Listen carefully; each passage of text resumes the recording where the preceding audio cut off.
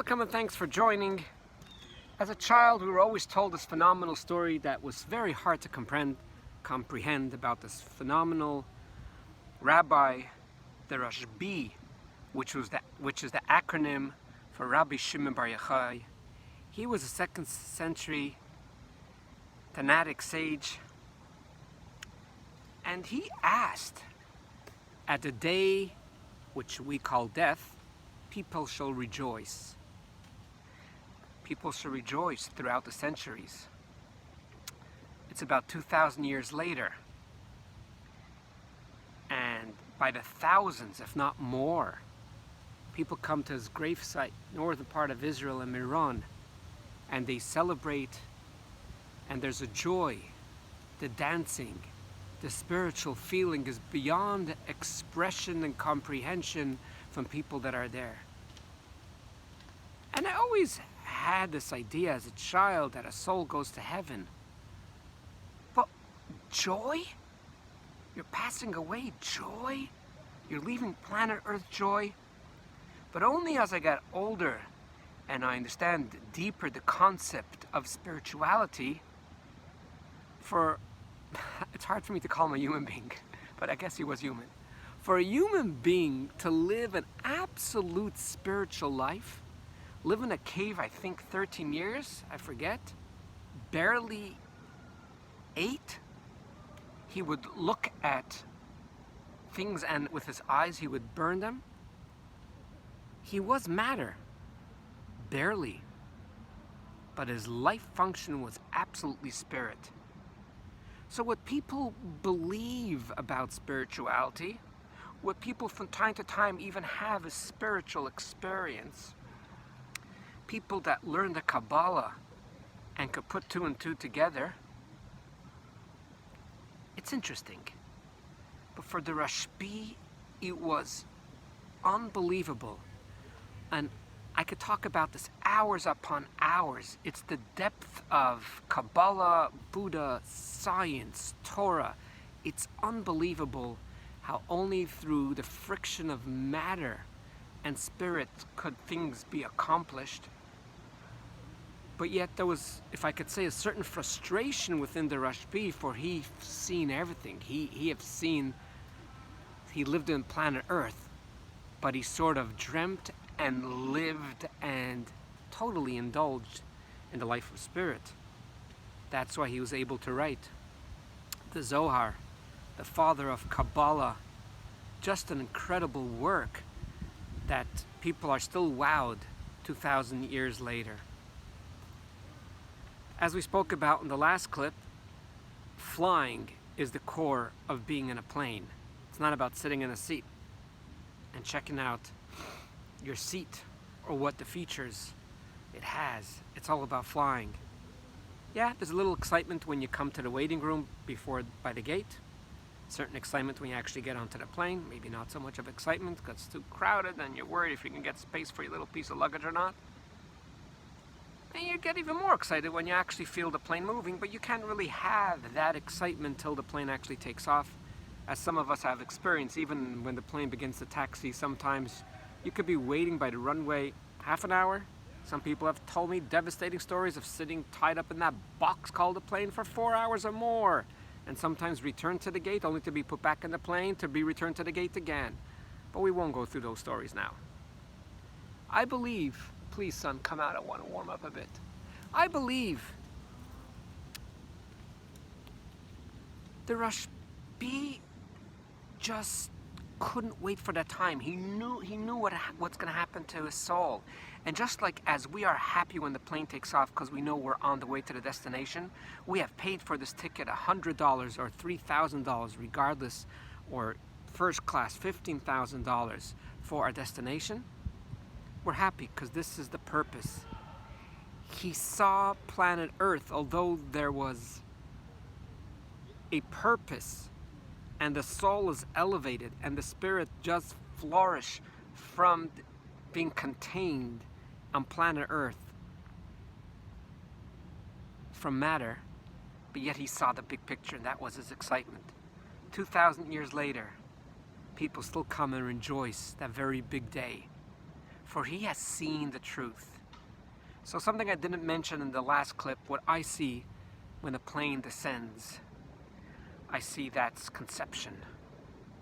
So there's matter, there's a heartbeat after a few weeks. There's the formation of the new body. But yet it doesn't breathe on its own, it doesn't eat, it doesn't poop. So yes, it's part of the mother, but yet it's not. It's here and it's not here, and that's why I love the conversations about abortion. People from both sides laugh on each other. I think there's a great depth on both sides, although I don't agree in killing a heartbeat, but I could see where they're coming from, and this is extremely complex. And maybe one day we'll make a few clips about abortion, because I think it's phenomenal. I think if people understand it at its spiritual core, they would have a very, very different understanding. I mean, if you want to understand a little bit of abortion, look at a plane. When it's landing, it's sort of leaving heaven. It's leaving its core purpose. Is it on the ground yet? No. Is it doing its core purpose, which is flying, getting you to a destination? No. It's not here, it's not there. Finally, when the plane touches down and you feel those wheels hitting the runway, that's when the child is born, which everyone is so excited. Besides the soul, there's a level of excitement, but yet there's a level of saying, now the plane is not going to do its purpose, which is flying. I'm in a plane, but I'm on the ground. I look like a car. People will mistake me for a car. A car has rubber tires, and my plane has rubber tires. When it was in the air, you could even see it after it takes off. You could see the tires going into the plane. There's no place for tires. Tires is matter. The plane is spirit.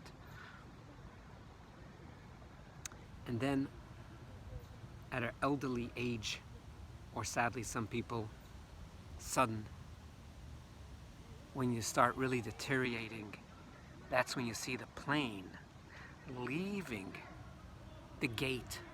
The plane leaves the gate, and at that time you have two ways to look at it. One is, oh my gosh, the plane was here for 103 years.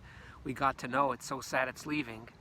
Yet, for someone like the Rashbi, for someone that really understands and indulges in spirits, says, now it's going to do its purpose. It's going to fly. And it travels and it travels to the runway. Some people spend on that traveling for 2 minutes, 2 days. Some people spend 20 years, sadly, in the hospital till the soul actually takes off and it goes back. And as it takes off, the body's still here. It's not buried yet. It's like the plane that you could still see, but it's in the air. It's here, but it's not here. And I really like that analogy, because I could go on in so many ways as the plane lands or takes off, how it is with the soul descending and how it leaves planet Earth. One of my teachers, one of my many, many teachers, because the whole world's my teacher. I got 7.7 billion teachers. I love this. It's awesome. One of my great teachers, and many of your great teacher, is Tony Robbins. And he puts it a little bit differently, but I really like his analogy is, life is when you're a caterpillar. You could see it, you could touch it. It's here. You could relate to it. And then what we call passing on or dying, that's when the caterpillar turns into a butterfly. Can't see it. It's not here. It's not crawling around you with the many, many legs. But boy, is it here. Not only is it here, if a caterpillar wanted to see various family members that were in 10 different rooms that had to crawl from one room to the next room to the next room, imagine all these 10 rooms without a ceiling, and the butterfly is 200 feet above it and just peeks and sees everything all at once, or maybe has to go 300-400 feet to see everything. Only because we can't see it, it doesn't mean it's not here. The soul is always here. The soul is eternal. Only because it's a caterpillar, it's actually something in a way negative, because it's barely can move. It's stationary. And when it's a butterfly, it's so free. But a soul is obviously way greater than a butterfly. So I think if we tap into the spiritual realm, we could look at life and death, and in general the entire world, as so much deeper and greater, and as a talk for itself. We wouldn't get so angry and so frustrated. And people, when something spills, they get upset. Like, that's because they got caught up in matter. If you look at the big picture, oh my gosh, life happens for us. It's all part of the big picture. It's all about character building. Anyways, this is very, very interesting. Thanks for listening, and have yourself a wonderful and delightful day, and enjoy the spirit as it represents itself through matter, and enjoy matter as it is a true infinite vehicle for spirituality, although it looks like finite. It's an illusion. It looks like finite. Isn't it interesting? The word infinite could be split into two words. Infinite. The ultimate level of spirituality, in a sense, only shines through finite. And for those that have learned electricity know, the black wire is the powerful one, but without the white wire, it wouldn't happen. It's that negative that will allow the positive to happen. It's just incredible. Enjoy life, and more importantly, enjoy the depth and the infinite energy, powers, and gifts that we have every day. Thanks for listening.